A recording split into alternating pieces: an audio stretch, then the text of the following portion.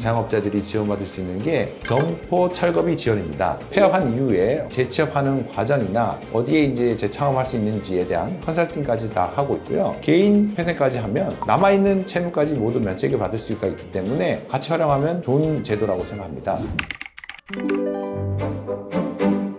안녕하세요. 끝 때리는 개인 회생 전문 변호사 천찬희 변호사입니다. 변호사님, 요즘 자영업 폐업하시는 분들이 정말 많습니다. 그런데 이게 폐업 후에도 남은 빚 때문에 좀 막막해 하시는 경우가 대부분인데요. 자영업자가 폐업하면서 생긴 채무도 개인 회생이 가능한가요? 개인 회생을 진행하시는 분들 중에 자영업자들 분들도 정말 많습니다. 밀린 월세나 근로자들 임금 아니면 외상 대금 등등이 많은데 이것 또한 모두 개인 회생을 통해서 면책받을 수 있습니다. 자영업자의 개인 회생 조건이 어떻게 되나요? 자영업자 개인 회생 조건이라는 게 따로 있는 건 아니고요. 일반 개인 회생 조건인 채권보다 채무가 많아야 된다. 두 번째로 일정한 소득이 있어야 된다. 세 번째로 무담보 채무 10억, 담보부 채무 15 이하이면 개인 회생을 신청할 수 있습니다. 간혹 소득 부분에 대해서 자영업자도 일정한 소득이 인정이 되는지를 많이 걱정하시는 분들이 많은데요. 프리랜서나 일일 노동자들 아니면 배달 이런 것들 다 일정한 소득으로 인정받을 수 있고요. 정규직이 아니라도 다 충분히 가능합니다. 그러면 개인 회생을 신청하면 채무가 얼마나 줄어드나요?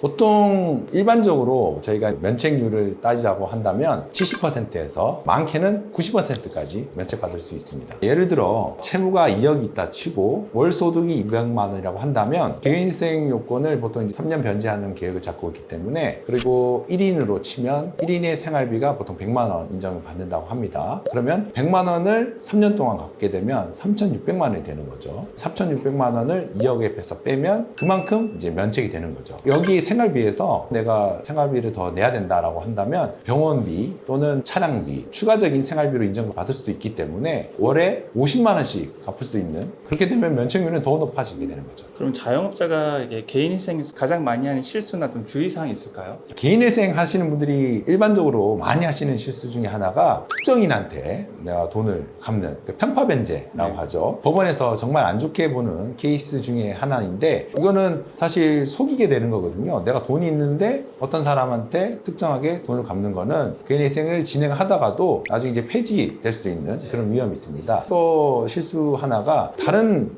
불법 사금융을 통해 가지고 돈을 빌려서 다른 곳에 쓴다던가 그런 잘못이 있는 거죠. 그럼 말씀하셨던 항목 중에서 예를 들어 재산을 은닉하고 개인 회생을 신청했는데 그게 이제 발각될 경우 이게 또 처벌도 받을 수가 있나요? 그럼요. 속인 것이 되기 때문에 형사상 처벌도 받을 수 있습니다. 개인 회생보다도 폐업 자체가 너무 복잡하다는 분들도 많으신데요. 이 과정에서 도움받을 수 있는 제도가 있을까요? 우리 정부가 이러한 자영업자들을 위해서 준비한 제도 중에 하나가 소상공인직능공단에서 하고 있는 희망 리턴 패키지라고 있습니다. 이 희망 리턴 패키지는 폐업하는 과정에서 발생하는 세무, 노무, 법률, 임대차 관련 그 문제들을 한 번에 상담받을 수 있는 제도입니다. 자영업자들이 폐업한 이후에 재취업하는 과정이나 어디에 이제 재창업할 수 있는지에 대한 컨설팅까지 다 하고 있고요. 희망 리턴 패키지를 활용하면서 개인 회생까지 하면 남아있는 채무까지 모두 면책을 받을 수가 있기 때문에 같이 활용하면 좋은 제도라고 생각합니다. 구체적으로 말씀을 드리자면 희망 리턴 패키지 중에서도 가장 유용하게 자영업자들이 지원받을 수 있는 게 점포 철거비 지원입니다. 평당 20만 원,